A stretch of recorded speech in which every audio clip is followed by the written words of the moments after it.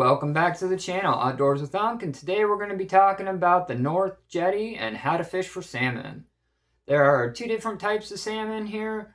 We have King and Coho Salmon, also known as Chinooks or Silvers. Same fish, different names, don't know why, just how it is. There's two different methods we're going to be discussing in this video.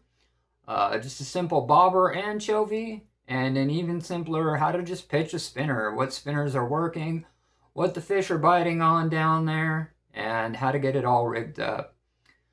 So first off, we're going to talk about pole selection and what line, and then we'll jump into lures. We'll start out with just some basic spinners, how I like to fish them, what I use to catch fish, and rod and reel selection. First up, this is just a 8'6" medium Abu Garcia rod, and it's a level wind, and I like the level wind because it holds quite a bit. You're trying to pitch it out there as far as you can, and if you're going to pitch a spinner, you don't need a big rod. If you got a medium heavy, they're real stiff, and they have a lot of times they have a harder time throwing lighter spinners or lighter lures. So you want something with a little bit of flex. And when you're down on the jetty, you don't have a lot of room. You know, I mean, you're pushing right up against the rocks. You don't have room to throw a huge rod a lot of times. So, you know, something medium, little fast action tip allows you to throw that spinner out and really have the pole work for you. If you got a stiffer rod, a lot of times you can't throw that lure without using a bunch of weight. I use 25-pound mono, and it seems to work fine. You know, everybody wants, you can do braid, you can do larger, but a lot of times you're not catching 30, 40-pound fish. You're catching 8-pound, 12-pound fish. That seems to be the norm down there. 25-pound mono leaves it so you can get a lot on there. Not a problem.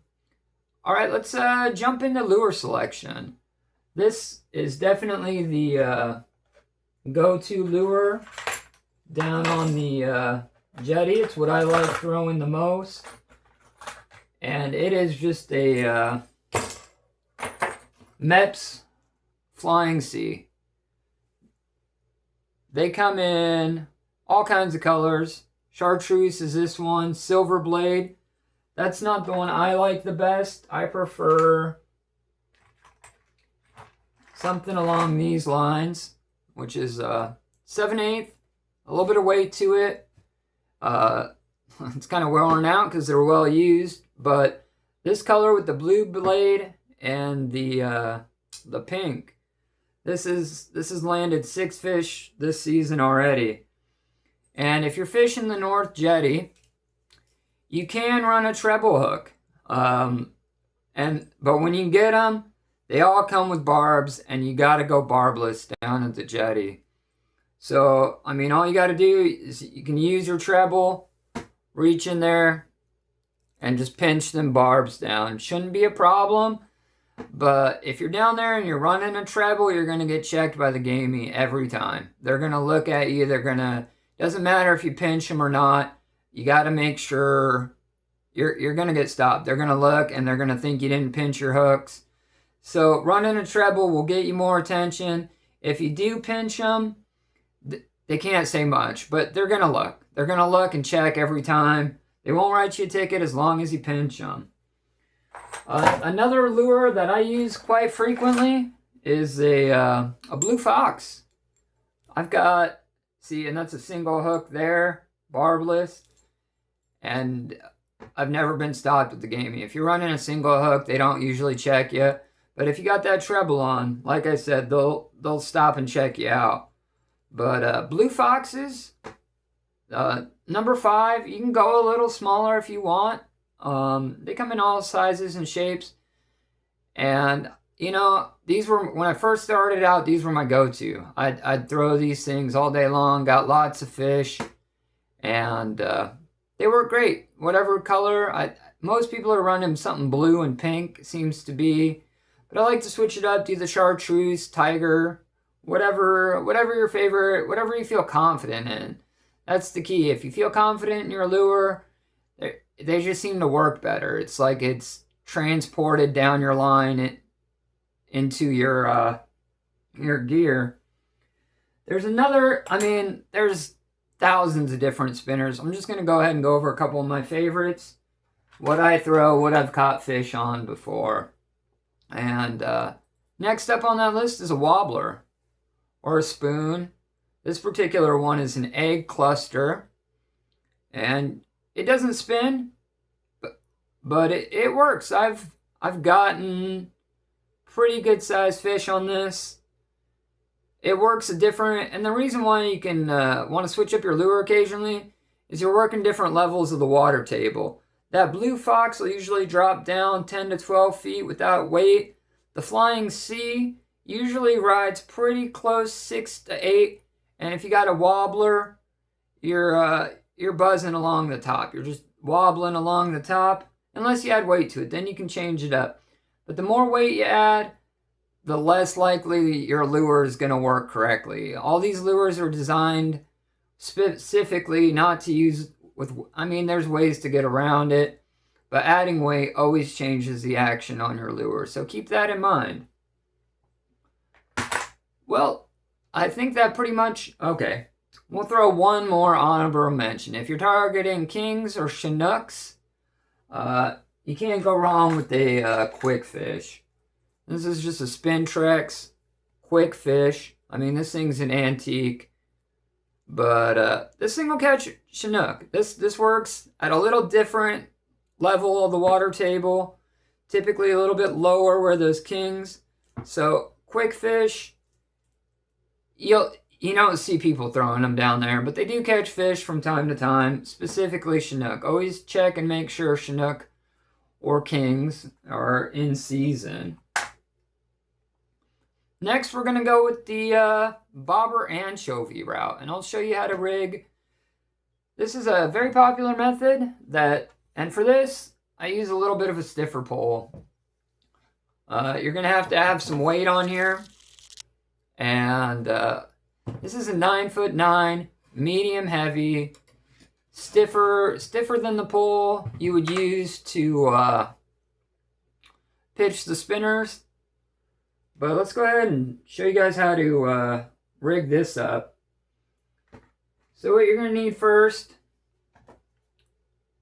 if we're got the end of our line here, we got a bobber stopper. You can just buy these. If you know how to tie a bobber stopper knot, you're a little fancier than I am. So if we're rigging up, you just slide it through. You want it a little bit of slack. I don't know, maybe 2-3 feet. Slide out that tube. Cinch down your knot. And you want to get that tight. You don't want it sliding around. Tight, tight, tight. Then what you're going to need to do is grab a bead. Just a little bead. Slide it onto your line here. A little jittery. Had a bunch of coffee this morning, so off to a good start. You're going to want to clean up these tag lines. I'm not going to do that right at the second. But one bead should work. But what I'll do is I'll run a small bead to a large bead.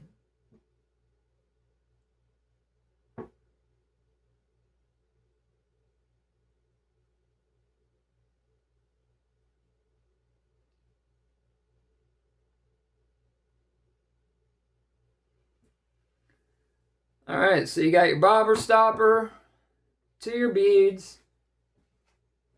Now you need a bobber.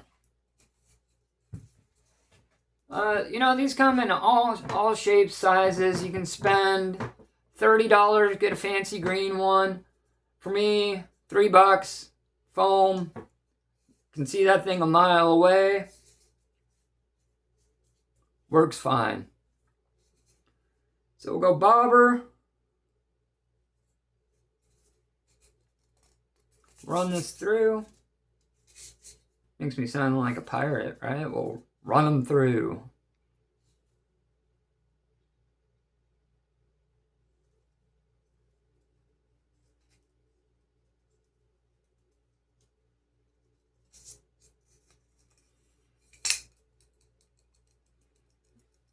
So now we got the stopper knot, couple beads to our bobber.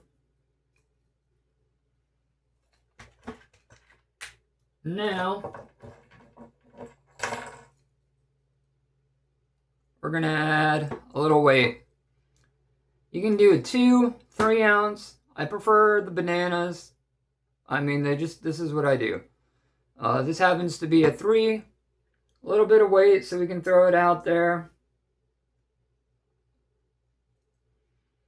I just do a simple clinch knot. You can, sure, I'm gonna receive some hate for that, but I've been catching fish on a clinch knot since I was a kid.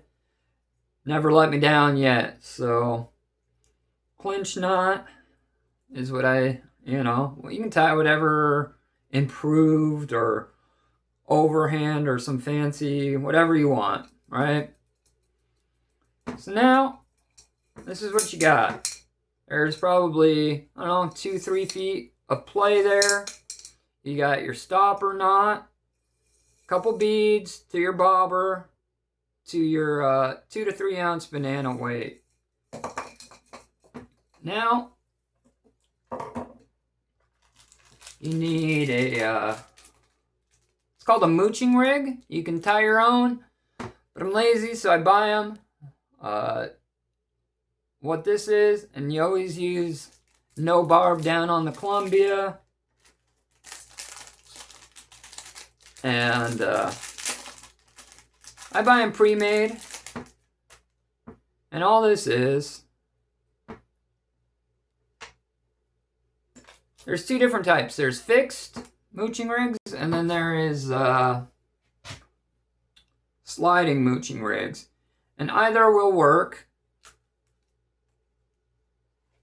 But this is what you got. This is a mooching rig. The hooks slide, allowing it to adjust like such. And then you can slide them. And this is what you're going to hook your anchovy to. So what we're going to do, and the thing is, these come with a huge, like 6-foot leader. And you don't need all that. It makes it almost impossible to throw. So what I'll do is I'll just cut off that excess line. Typically cut it down to maybe 2-3 feet, somewhere in there. And just shorten that leader up. I don't like having a mile long rig. It makes it hard to throw. So now we got our all mooching rigs set up. We'll just go ahead and tie that on to our banana weight. Making a mess there, sorry. So mooching rig, probably 2 foot, maybe 3. Whatever you feel comfortable with. But it's ideal to not have your rig longer than your pole. This pole is I think I already said it's 9.9, which works well there. It's a stiff pole. It's capable of throwing the weight of the banana comfortably. But it's not so long that you're going to be banging into the rocks.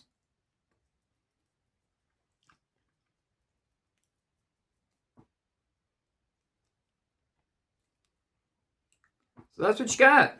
It's, you got your bobber stopper, to your beads, to your bobber, to your banana weight, to a mooching rig. And the mooching rig is where you hook up your anchovy. What you're going to want to do is have the head of your anchovy with your first hook, run it through, and then take your tail hook, hook it around and through the back, so the head of your fish should be dangling, or anchovy, should be dangling up. And what I like to do is put a slight bend into that anchovy, and that causes it to roll. I mean, the more bend, the faster it rolls. You don't want it spinning. You just want it rolling gently, and this really helps attract the fish and helps lead to more bites. And so that's your bobber anchovy. You can use a herring. Sometimes bait's hard to find. If you're out in the summer, they'll be running bait shops left and right. But if you're moving into September, October fishing, there's just not bait around. So you might have to buy frozen. Frozen works. It works fine. What I'll do is I'll buy a bunch of bait in the spring or fall or summer, whenever. And then I'll cure it up with a little bit of borax and curing agents. And that works great because the bait stiffens up, gets a little leathery, stays on the hook a lot better. But now you guys know how to do it. All you gotta do is get out there and give it a shot. This has been Outdoors with Unc, reminding you, go outside. It's good for your soul. We'll catch you on the next one. Peace.